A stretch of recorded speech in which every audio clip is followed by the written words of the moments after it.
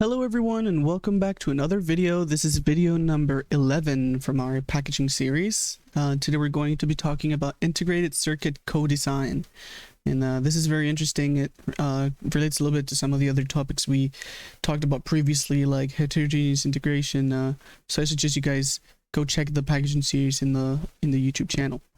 But today, integrated circuit co-design, it's a very interesting topic. I hope you guys enjoy it. My name is Alonso, and we'll just get on with the video. So, before we get on to actual co-design, I wanted to highlight a little bit of like what traditional IC design flow would look like. Because that way you guys will see what's so special about co-design. The main thing is that it starts usually from the die. You know, you get the specifications from the client, you get the architecture, you get the logic, you get, you know, the coding, and then you start to run iterations of like the die, try to get the die working, you test it, and then after all of that is done, the die is fabricated, the die is ready, then you start thinking about packaging. Then you start doing the pathfinding, and pathfinding is finding the best solution for the package connectivity that results in, you know, optimal performance for the system interconnections. And so you have the whole die done, and then you start worrying about packaging. And in that case, you know, package is kind of like an afterthought. Package is like the housing for the die, but it's not really a thing. But what happens when you start talking about more complex kind of packages and packaging technologies, then it becomes more complicated to do these things. So that's where co-design is going to come in. So you guys can see that this is a very vertical, step-by-step kind of workflow. And if we go into the co-design workflow, it's nothing like that. A bunch of things are happening at the same time. A bunch of things are happening in like different domains at the same time. So the definition for co-design would be die, package, and board are all designed at the same time and influence each other. And we can see that here, you know, some task might be related only to one area of the one domain, the IC domain, package domain, or PCB domain, but they are done simultaneously and with the other domains in mind, and some areas of the design simply just affect all of them, some of them, and it's a much more horizontal or parallel kind of workflow. And different teams will work together, or, you know, some team will work on the different domains together instead of finishing one domain and then moving on to the next one. Another thing about co-design is that it has interconnected design and schematics with the host domain. So it will create a whole system schematic, a whole system design, and if you change something in one domain, you can see it, how it changes the whole system, how it changes the other domains. And when we mention host domain, it's kind of like the first kind of like building block, the keystone of this design, kind of like the point where everything will connect to. And you know, IEEE suggests that you start with the package domain as kind of like your host domain, because it can connect physically both to the IC and to the PCB, so it's kind of in the middle, so it's in a perfect position to be the host domain. And then once you start with the package design and start to figure out a little bit what you want, you can branch out to the other designs, and you do work on all of them simultaneously and with all the others in mind. But, you know, having a host domain can help centralize a little bit of that design process. Another cool thing about co-design is that you have multi-domain and multi-physics simulations. So your simulations no longer encompass only one of the domains. That you can simulate the whole system, and you don't only do electrical simulations, you do power, you do thermal simulations, you do stress, mechanical kind of things, and all of that helps you show whether your whole system is good enough, because for these complex systems, they're so complicated that if you overlook one of those things, it can actually ruin your whole chip. So it's necessary to do multi-physics simulations for these chips, so this way you can ensure that you have a chip design that is going to work. And you know, in these simulations, usually you do replace the transistor level models, or, you know, you replace them by models or behavioral blocks that substitute the actual individual transistors, because otherwise that would be very complicated to simulate. So they simplify a little bit those things into building blocks so you can have a whole system simulation. Now, where does co-design come from, or like why do we do co-design? It's not something people do for fun. There is an actual need for co-design.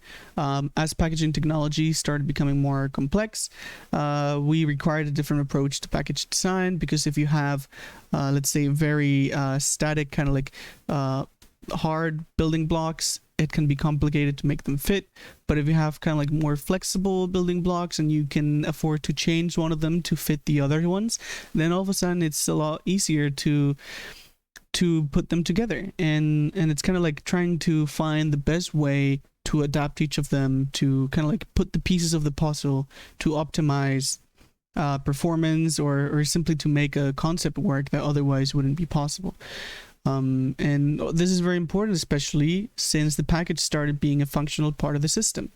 With things like the interposer, which we've talked about in other videos. We can have an active interposer. You can have functionality within the package itself, and you have to be able to connect that with also like different dies, because it's no longer single die chips. Now you have multi-die chips, and so it becomes increasingly complex. So in order to be able to connect them all, make sure they work, it's a lot easier when the design process happens simultaneously in all domains. Like I said, it was just too complicated to route and design the layout for a complex system. If you just like do like a streamlined kind of like vertical workflow. So it's much easier to pathfind when your IC design is done with the packaging in mind. And so when you're designing your IC and when you're designing your package, you think about how everything is going to come together, and you work on those designs together. And if you need to change something, you can go back and change it. And obviously, the semiconductor industry always strives for optimization and always tries to make better chips, better performing chips. And so this helped with that. So obviously it was a very welcome addition.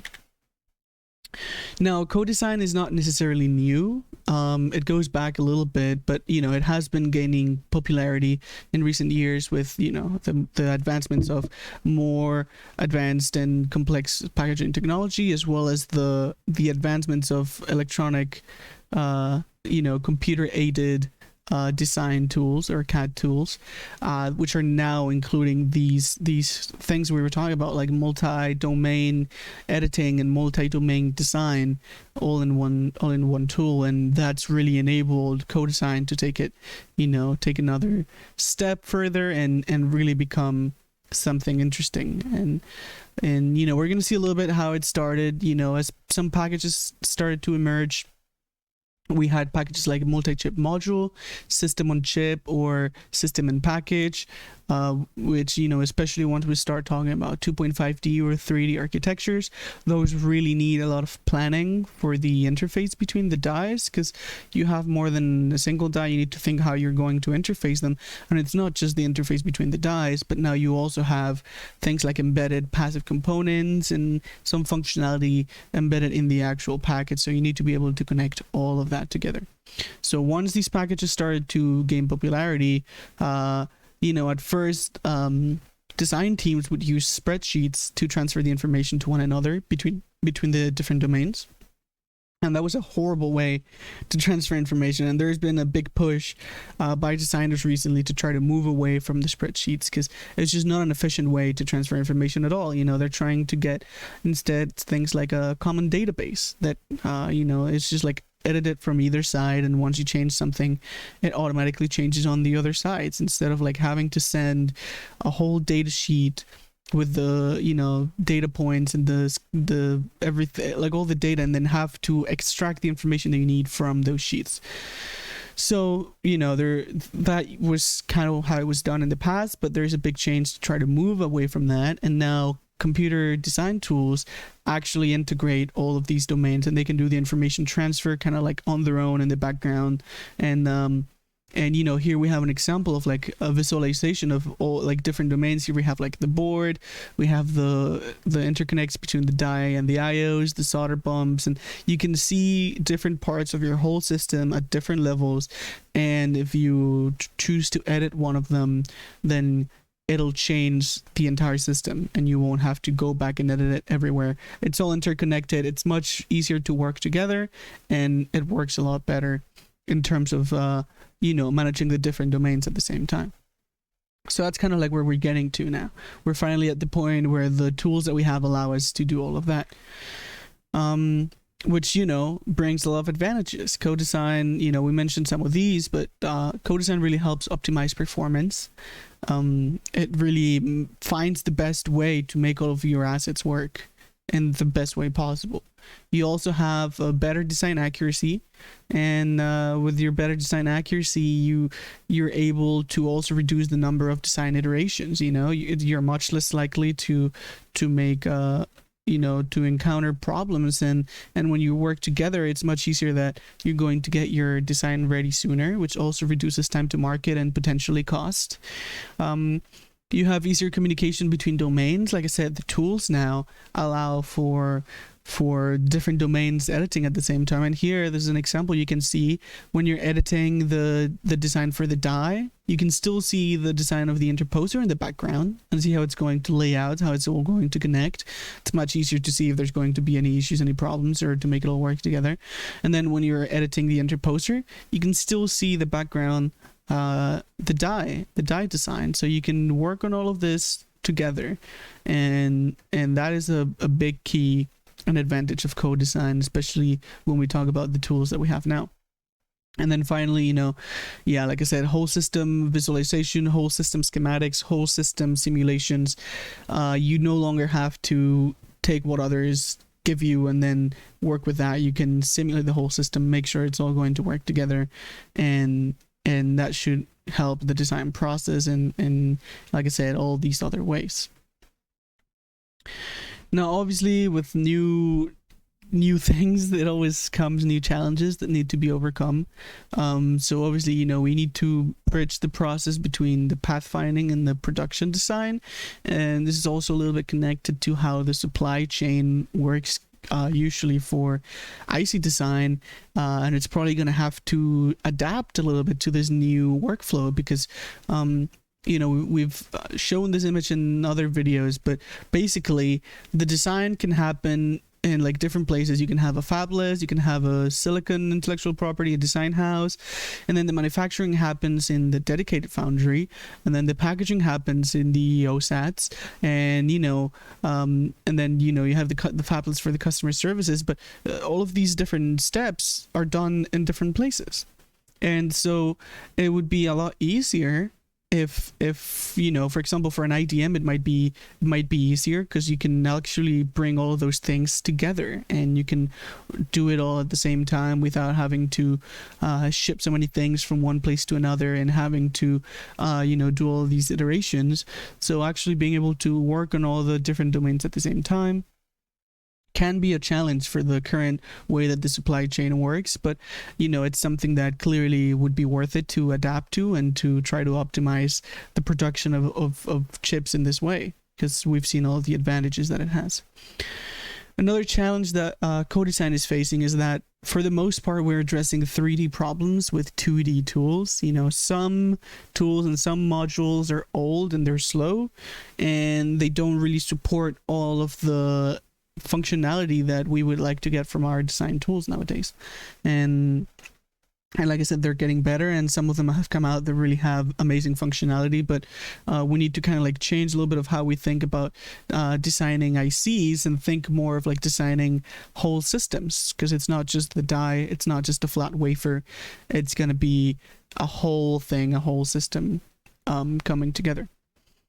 Another challenge is that each domain has different design rules, so we need to make sure that we respect the rules for each domain, but also make sure that they don't really impede in other domains where they don't really matter as much. So in terms of designing, keeping track of the different design rules is going to be complicated, and also we're going to have to find a way to do multi-physics pathfinding and co-optimization, again, trying to find the best way to connect our chip for optimal performance while keeping in mind things like thermal issues, CTE mismatches, power, being transferred to all the different dies. All of those things will have to be taken into account when we're doing pathfinding. And there are some tools that will help you with that, but it's something important to keep in mind.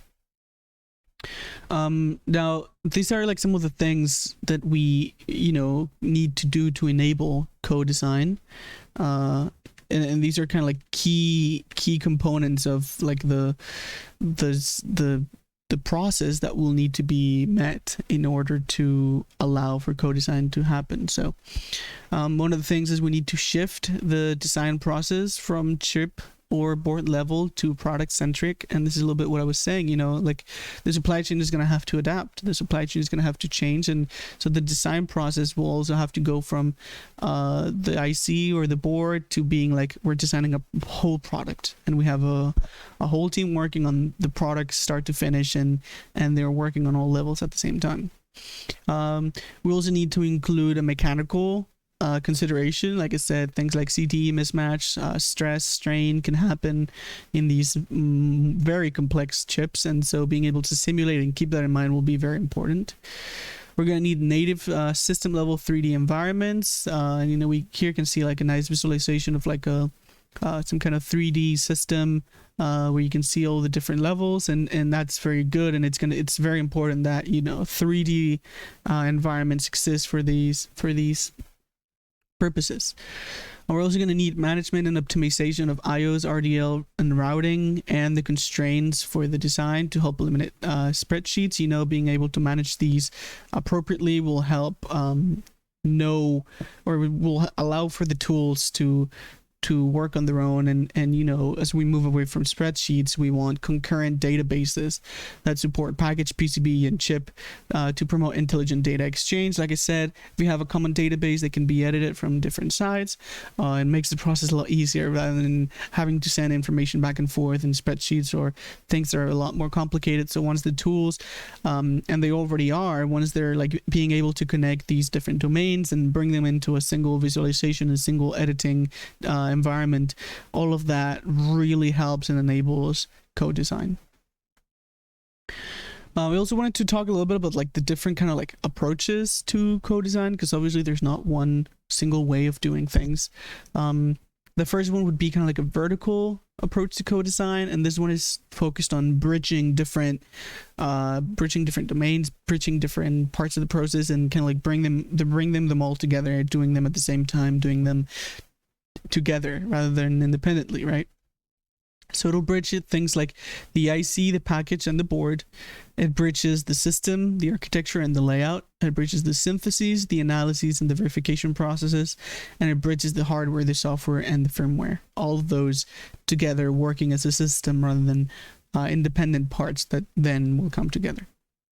And then we have a kind of like a horizontal co-design, which is designing while you're kind of like aware of all of those other issues. You're not just getting your part of the project done, you're thinking about how your part is going to be affected by all of these other things and how your part is going to affect all of those. So when you're designing, you have to be aware of energy issues, you have to be aware of like signal or power integrity, stress or thermal concerns, and security and testing can also be an important one. And especially while we talk about that, we wanted to highlight how some of these new processes, just because they're new, can bring in some security concerns or things that we might need to be aware of. And, the first one we can think about is when you're transferring information between different design groups, you're no longer just getting a chip to put into your IC, or a chip to get into your board. You are now getting a whole design. You are now getting a whole extra information, and so transferring this information needs to be done in a secure way, because this can lead to some kind of like information, leaks or problems with intellectual property. So it's going to be complicated, especially as different groups work on the same design. How the information is transferred between them can be a little bit of an issue, and should be, people should be aware of that, and it should be taken care of. We're also thinking of thermal and power concerns, with all of these like increasingly complex and advanced packages. It can be hard to really take this into account, and it would be really easy for someone with a malicious intent to try to alter something very slightly that is going to affect the whole system. And so things like thermal or power are very important for the whole chip performance and to make sure it functions at all. So keeping a close eye on thermal and power simulations will be key to making sure that these chips really work as intended. And then finally, with so many people working together from a bunch of different teams and all coming into a single product, it can sometimes be hard to detect hardware trojans. You don't, even if you get the information, you don't always know what everything is supposed to do. And you are using components from other people. Not necessarily it's going to be the same person doing the entire design. So you have to be careful which kind of components you are and who you trust in terms of when you're using their stuff, because especially for simulations, you use behavioral models. So it can be a little bit complicated to know exactly what you're being given in reality, because we have an IP-based design, and hardware trojans can be found at any level. They can be kind of like transistor level, packaging level, device level. So it's something to look out when we're talking about security, because it's an issue that really should be taken into account. And then finally, we're gonna mention a little bit of like the tools available for co-design today, and most of them are being led by Cadence. Cadence has a bunch of amazing tools that allow for co-design, and like I said, these tools have to make sure that they can generate interconnected system level schematics, which this means no more spreadsheets. Once you have everything interconnected and the database kind of like edits for all the domains at the same time, you no longer have to send spreadsheets back and forth to make the appropriate changes. They also show the whole system connectivity, layout, properties, design rules. You can see the whole system from your window, and you can see everything in one place rather than having to go back and forth to contrast information. We now have multi-domain simulators, and this is something like, here we can see, and we're going to mention these, but Voltus and Sigrity are simulators for power and for temperature. And so bringing those together, you can have an embedded solution of Voltus and Sigrity together, and it allows you to do a multi-domain and multi-physics simulation for the whole system, which is obviously key to making sure that the design is a good one. And like I mentioned, there are also some pathfinding tools that can help you. And for example, Cadence has one called Orbit.io, which Orbit.io Interconnect Designer, which allows you to do concurrent die and package planning for route optimization. It helps you pathfinding. It helps you route all your interconnections with a little bit of like, design automation to make it easier on you. But yeah, some of the main tools that we were talking about, Virtuoso, it's kind of like your IC design environment. It brings everything because you can design your IC, but you can also import designs from the package and the board. It connects them all together, and it does system-wide simulation, and that really helps as a designer. You're trying to get your part working, but making sure it works with the rest, so it allows you to check on that. And then we have things like the Allegro Package Designer, also by Cadence, which very self-explanatory. It helps you design the package. And then Voltus and Sigrity, like I mentioned, it works with simulations for thermal, power, and things like that at a whole system level. So real quick, co-design is very interesting because it designs different domains at the same time. It's key to have good communication between the different domains, and tools are not being able to do that. But basically, when you're through the design process, some things are going to be kind of like a joint part of the design for the different levels, and some things might be individual, but they're still being designed with the other parts of the system in mind, and being aware of what the rest of the system is doing, because you're not designing just one part, you're designing a whole system. It's shifting the focus from component specific to system wide. So that is the key thing of co-design. And there used to be spreadsheets, but now we have actual tools that allow for communication between the domains, and they allow for system-wide simulations. They allow for editing and multi-domain, doing multi-physics simulations, all of these amazing things that really enable co-design to take the next step. And co-design is going to be a great part of the future of IC design, I'm sure, and it's going to allow us to optimize our performance and really take our chips one step further. So that's it for today. I hope you guys enjoyed the video. It's been very interesting learning about co-design, and I hope you guys enjoy it as well. So with that, I want to say thank you very much for watching, and I hope you guys have a good one, and I'll see you in the next one. Bye bye.